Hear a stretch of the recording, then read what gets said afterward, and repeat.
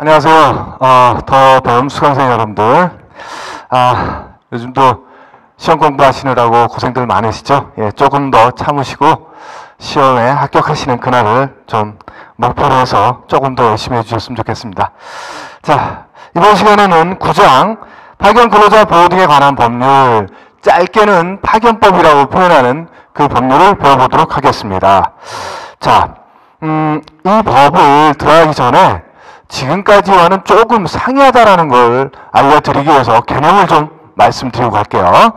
자, 지금까지는 사용자에 대항해서 근로자가 바로 어찌 보면 1대1 대응하는 그런 형태였던 거죠. 내가 어느 회사 소속이다 그러면 그 회사 사장이나 관리자가 나를 사용자로 보아서 나를 사용하는 거죠. 그죠? 그래서 그 회사에서 나를 월급도 주지만 그 회사에서 나에 대해서 업무를 시키는 거죠. 그러나 파견법은 조금 다릅니다. 사용자가 하나가 아니라 둘이라고 볼 수도 있다라는 거죠. 그래서 어떤 사용자냐? 구체적으로 말씀드리면 파견회사라는 사용자가 있고요. 사용회사라는 사용자가 있습니다. 여기에 파견 근로자가 존재하는 거죠. 여기서는 소속도 이 회사 소속, 뭐 예를 들어서 A기업이다. 그러면 A기업 소속이면서 임금도 여기서 받은 거죠. 소속이 거기니까. 그죠? 지금까지는 그래왔던 겁니다. 그러나 파견은 파견사와 사용사라는 게 다르기 때문에 우선 용어는 파견사는 파견 근로자를 고용하는 회사가 파견사고요. 파견 근로자를 사용하는 업체가 사용사입니다. 그래서 소속은 파견사예요. 근데 물론 소속이 파견사이기 때문에 여기서 임금을 받겠죠. 근데 문제는 업무에 대한 지휘, 명령은 사용업체에서 행사한다는 거. 여기서는 이 회사에서 직접 지휘 명령했던 거죠. 그죠? 내가 속한 회사의 사장이나 뭐 상사가 직접 지휘 명령했던 거죠. 근데 여기서는 파견사가 아니라 사용업체에서 지휘 명령을 한다는 거죠. 그래서 파견 근로자 입장에서는 여기에 대해서 업무를 제공할 의무가 있는 거예요. 업무 제공. 여기서는 당연히 이쪽에 업무를 제공하면 되는 거였죠. 그래서 일반적인 근로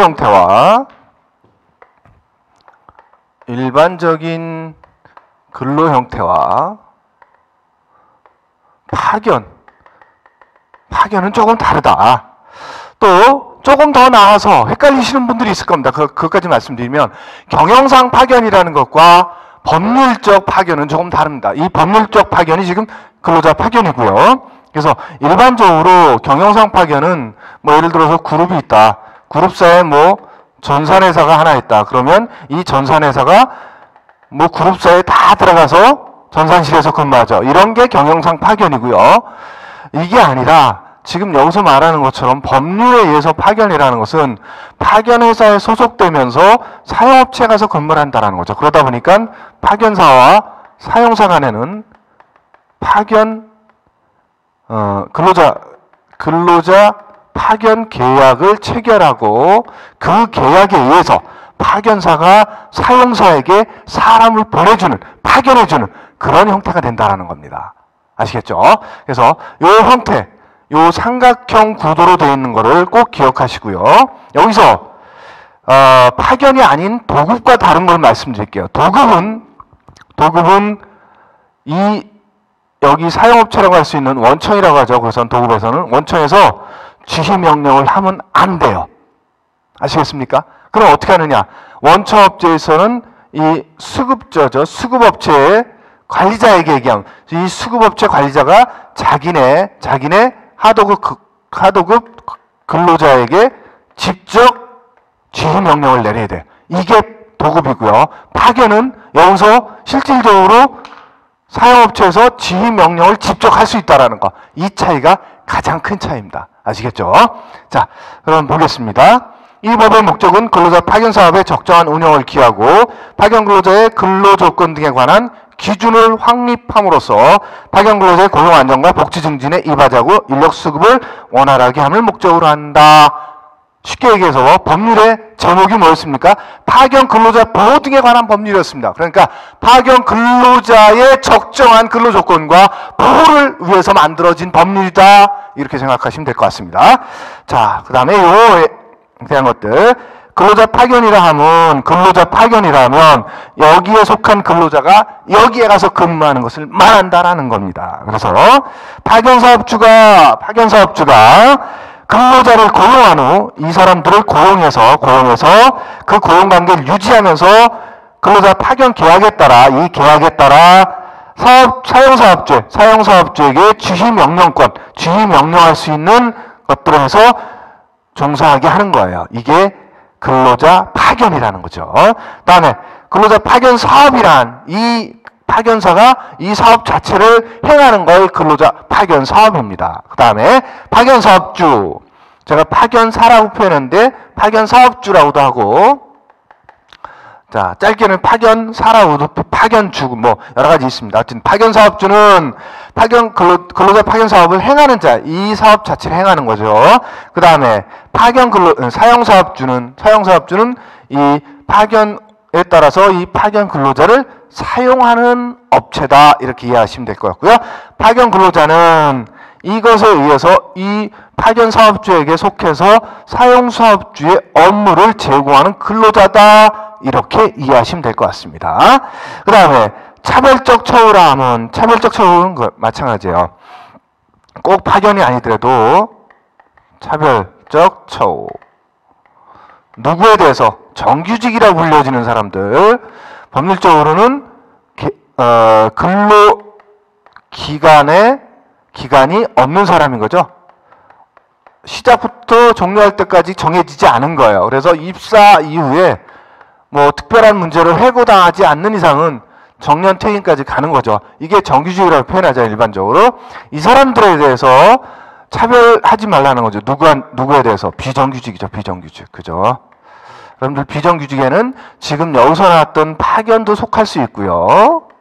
그 다음에 기간제 근로자. 그 다음 이게 이제 그 기간의 정함을 정해준 거죠. 언제부터 언제까지 하고 끝낸다. 이게 이제 기간제인 거죠. 그 다음에 단시간 근로자. 예, 하루에 뭐 8시간을 안 하는 거죠. 주에 40시간 미만을 근로하는 사람들. 그 다음에 일용 근로자. 뭐 이런 사람들이 주로 비정규직에 속하겠죠. 이런 사람들에서 차별하지 말아라. 이런 얘기입니다. 그래서 여기서는 어떤 것들을 차별하지 말라고 그랬느냐.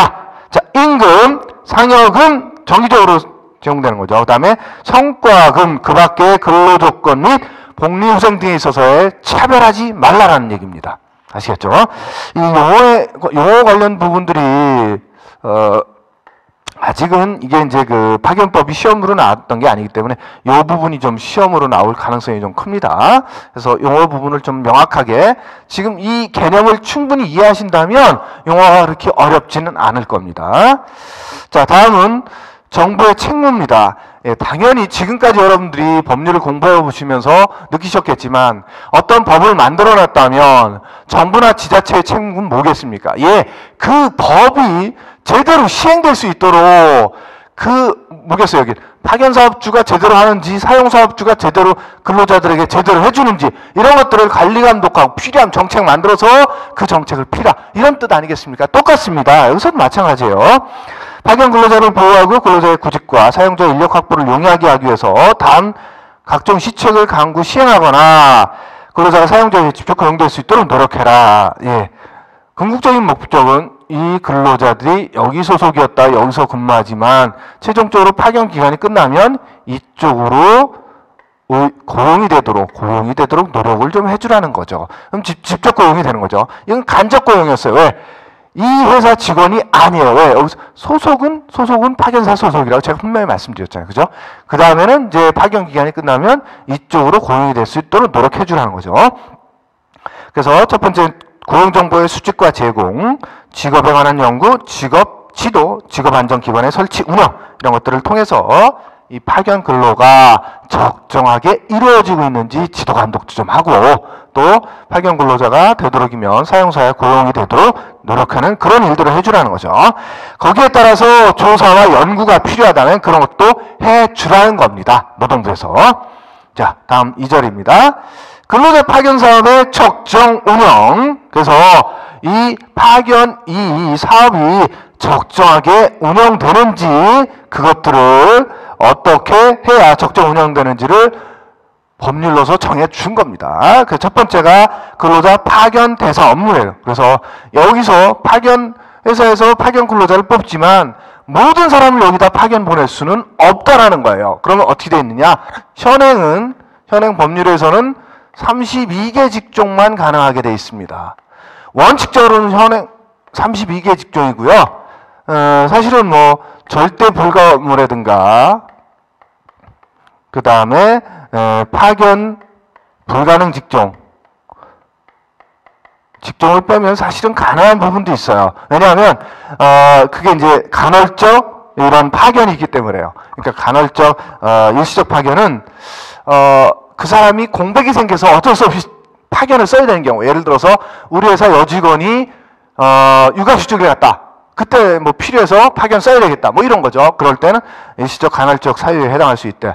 그럴 때는 뭐 직종이 크게 구애받지 않을 수도 있겠지만 어쨌든 기본적으로는 32개 직종으로만 묶어놨습니다. 그래서 근로자 파견 사업은 제조업의 직접 생산 공정을 제외하고, 제조업의 직접 생산 공정이라 했어요. 그러니까 생산직 업무는 절대적으로 불가하다라는 거죠. 그 다음에 전문 지식, 기술, 경험 또는 업무 성질 등을 고려하여 적합하다고 판단되는 업무로서 대통령령이 정하는 업무. 그게 이제 우측에 나와 있는 박스에 그겁니다. 그래서 32개 직종으로 되어 있다라는 거죠.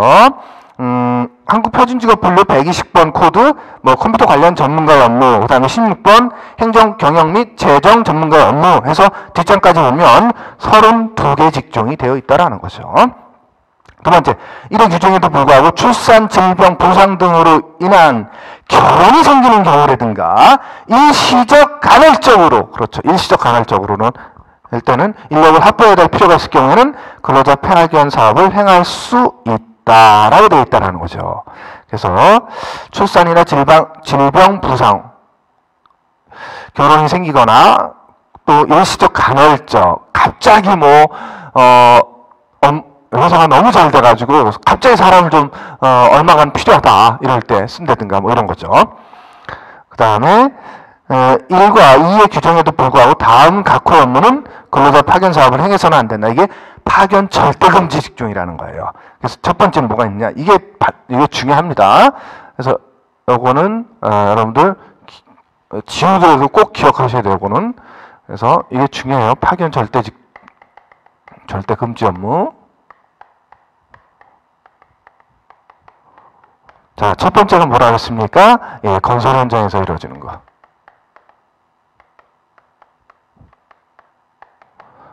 그래서 지금 건설 현장 일용직 근로자들이 있죠. 예, 그런 분들의 업무라든가, 그 다음에 두 번째는 이제 항만운송사업법 등등등 해서 근로자 공급사업에 허가를 받는 거. 근로자 공급사업. 예, 근로자 공급사업과 근로자 파견은 다릅니다.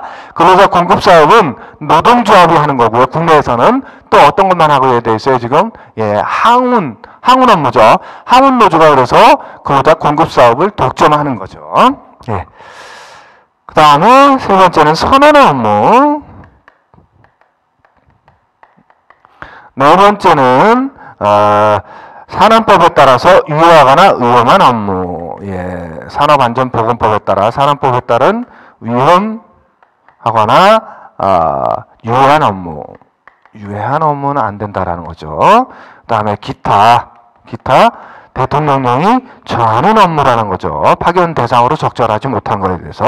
그 밑에 나와 있는 게 이제 대통령령으로 정해진 업무입니다. 그래서 진포와 관련된 거. 그래서 폐에 먼지로 인해서 병이 생기는 것들 진폐라고 표현하죠.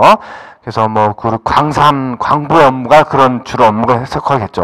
그래서 분진 작업을 하는 업무라든가 산안법에 따라 건강관리수첩의 교부대상 업무라든가 의료법에 따라 의료인의 업무라든가 간호조무사 업무, 그 다음에 의료기사의 업무, 그 다음에 여객자동차, 여객은 뭐예요? 사람을 실어나르는 걸 말하는 거죠.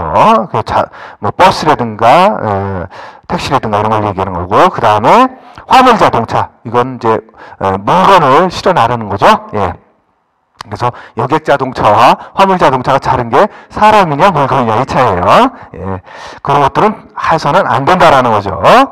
다음에 파견근로자를 사용하고자 할 때 사용사업주는 당해사업 또는 사업장의 근로자의 과반수로 조직된 노동조합이 있는 경우에는 그 노동조합, 그러니까 사용사업주 입장에서는 이거 중요하다고 했으니까 반드시 기억하시고요. 사용사업주 입장에서는 파견을 쓰기 위해서는, 파견을 사용하기 위해서는 누구의 동의를 얻어라? 근로자 과반수이거나 혹은 노동조합이 있다면 노동조합에 뭘 받아라? 예. 성실하게 협의하라는 거죠. 협의. 예. 동의는 아닙니다. 협의예요. 협의한 이후에 근로자 파견을 쓰라는 거죠.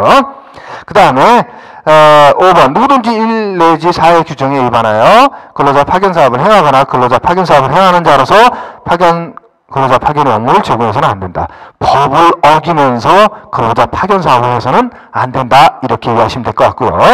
자, 그 밑에 나와 있는 편 아까 말씀드린 대로 32개 직종이라고 말씀드렸습니다. 기본적으로 파견을 행할 수 있는 업무가 32개 직종이다. 뭐 일반적으로는 그 32개 직종 중에서 한 5, 6가지가 가장 많이 이루어지고요. 나머지는 많이 이루어지지 않습니다. 여러분들 많이 이루어지는 것 중에 하나가 뒷장 넘기면 317번 사무지원 종사자 업무 이런 게 있고요. 그 다음에 또 비서의 업무가 있는데 어디 있더라? 예. 제가 지금 갑자기 찾을 수가 없는데 비서직의 업무도 속해 있습니다. 그런 것들이 가능하다라는 거죠. 자, 그래서 이 32개 직종 중에서 32개 직종을 다 사용하지는 않습니다.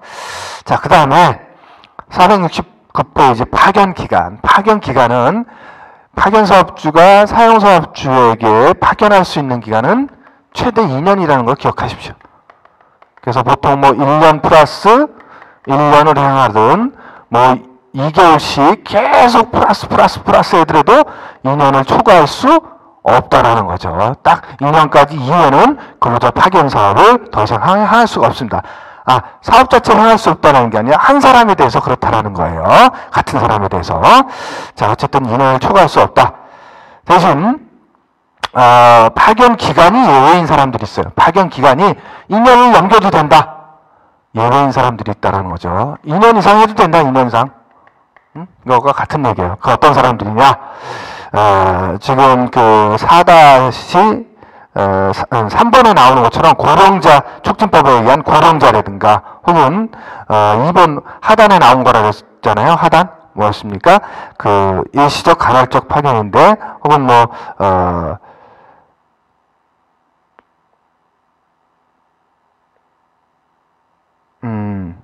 그 특별한 경우가 있어요. 그게 이제 뭐 밑에 나오는 것처럼 부상이나 질병 이런 거에서 이제 그 사유가 해소가 필요한 기간이 2년을 좀 넘긴다. 그러면 조금 더 연장할 수 있다는 거죠. 그 다음에 일시적 간헐적 파견에 대해서는 1 플러스 1 해서 일시적 간헐적 파견에 대해서는 3개월 플러스 3개월 해서 6개월까지 가능하다. 네, 이렇게 이해하시면 될 것 같습니다.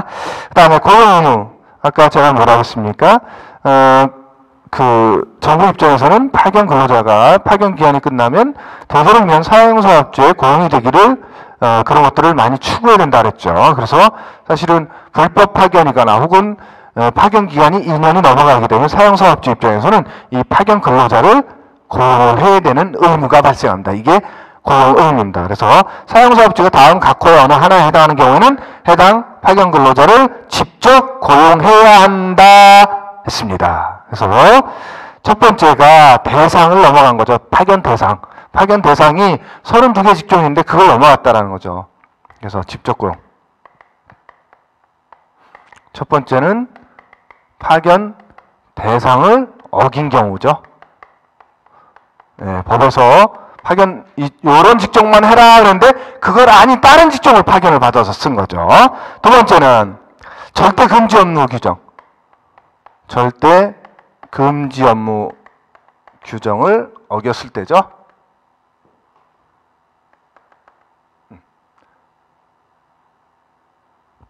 절대 금지 업무 규정을 어겼을 때. 세 번째는 2년을 초과해서, 기간이죠. 기간 초과.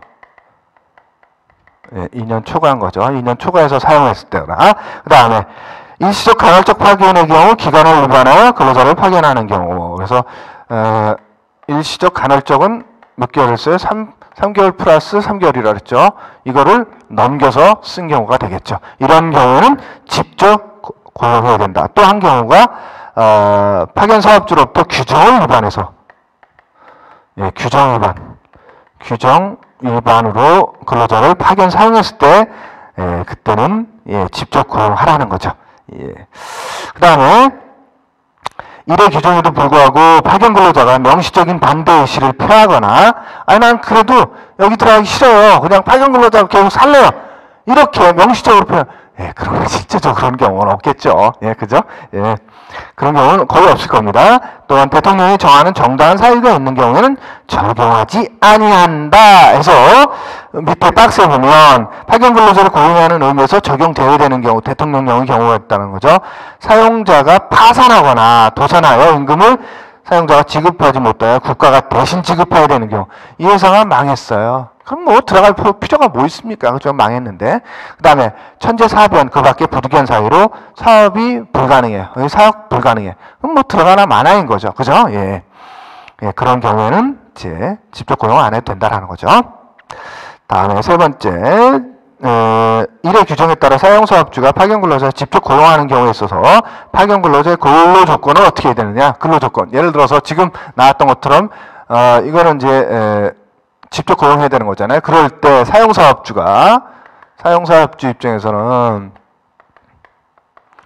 고용할 때 어떤 조건으로 고용해야 되느냐. 그러면 첫 번째는 기존 파견일 때보다 더 최소한 그 이상을 해주라는 거죠. 두 번째는 현 근무자, 정규직 근무자겠죠.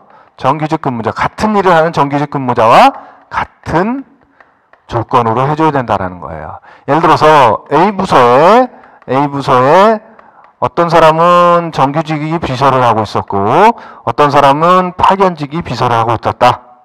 그러면 이 사람이 직접 고용이 되면 이 사람과 같은 수준으로 해주라는 얘기입니다. 이해되시죠? 그렇게 하라는 얘기입니다. 그 다음에 근로자 파견 사업의 허가. 자, 근로자 파견 사업을 하고 싶은 파견 사업주 입장에서는 어떻게 해야 파견 사업을 할 수 있느냐 이거죠. 이게 노동부의 허가를 받아야 돼. 노동부 장관의 허가를 받아야 된다.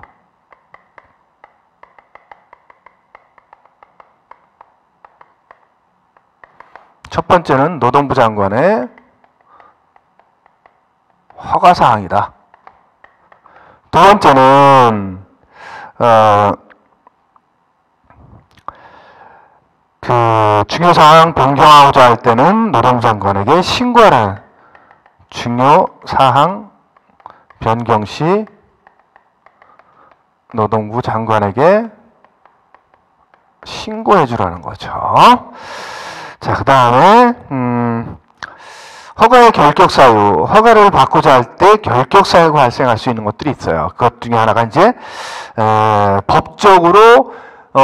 법적인 권한을 행사할 수 없는 사람들, 그 사람들은 할 수 없다라는 거예요. 첫 번째가 미성년자, 금치산자, 한정치산자 또는 파산 선고를 받고 복권되지 아니한 자, 이런 사람들은 법률적인 행위를 할 수가 없습니다. 그 다음에 금고 이상의 형의 선고를 받고 2년이 경과되지 아니한 자, 이 법, 직업안정법, 그러니까 이 법은 파견법이죠. 파견법, 직업안정법 등등등등등 해서 법을 위반함으로 해서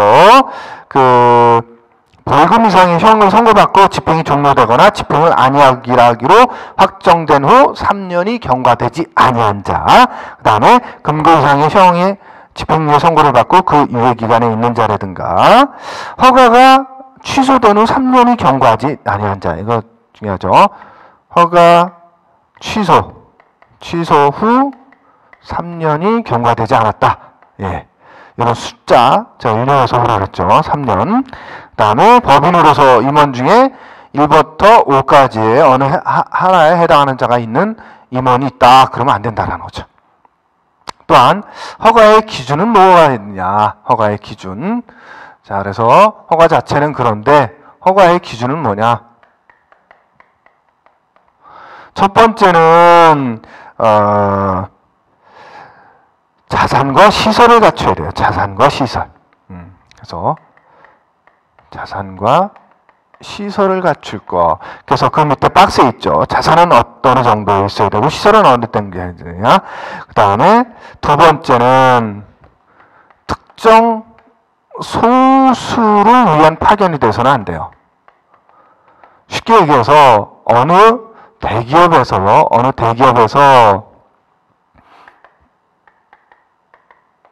누구를 딱 분산시키면서 야, 네가 우리 회사에, 우리 기업에, 우리 그룹에 파견 다 보내 해서 여기 대기업 속해 있는 몇 개의 계열사만을 대상으로 파견한다. 이런 식으로는 해서는 안 된다라는. 그러면 여기서 개입하고 있다라는 게 정황적으로 나타나는 거죠. 그죠?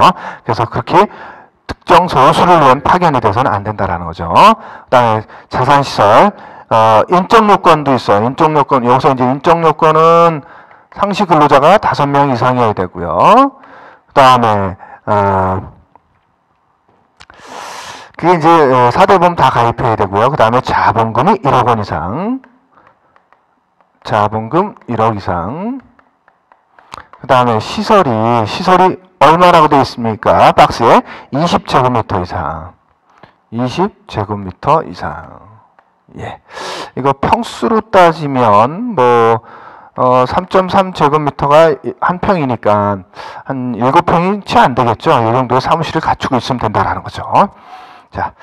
그 다음에 허가의 유효기간 허가의 기간은 일단 파견사업은 노동부 장관의 허가라 그랬어요. 허가는 한번 허가를 했다고 마냥 할 수 있는 게 아닙니다. 그래서 허가 기간이 있어요. 그게 3년입니다. 그래서 3년 뒤에 가서는 어떻게 한다? 갱신을 받아야 돼요. 갱신에서도 또 3년이에요. 그럼 또 3년 됐다. 또 갱신해야 돼요. 이런 식으로 계속 갱신을 해야 됩니다. 그게 이제 다음 페이지까지 이어지죠. 자, 그 다음에 사업의 폐지. 이 근로자 파견 사업을 하다가 그만두는 경우를 말하는 거죠. 그래서 파견 사업주는 근로자 파견 사업을 폐지한 때에는 노동부령이 정하는 바에 따라서 노동부 장관에게 신고해 주라는 거죠. 자, 우리는 이제 이거 안 합니다. 파견 사업 하고 했으면 누구한테 신고해 줘라? 노동부 장관에게 신고해 줘라. 왜? 노동부 장관한테 허가를 받은 거기 때문에 이 사업 자체를 노동부 장관에게 가서 다시 우리 이제 이 사업 안 합니다 라고 신고해 주라는 거예요.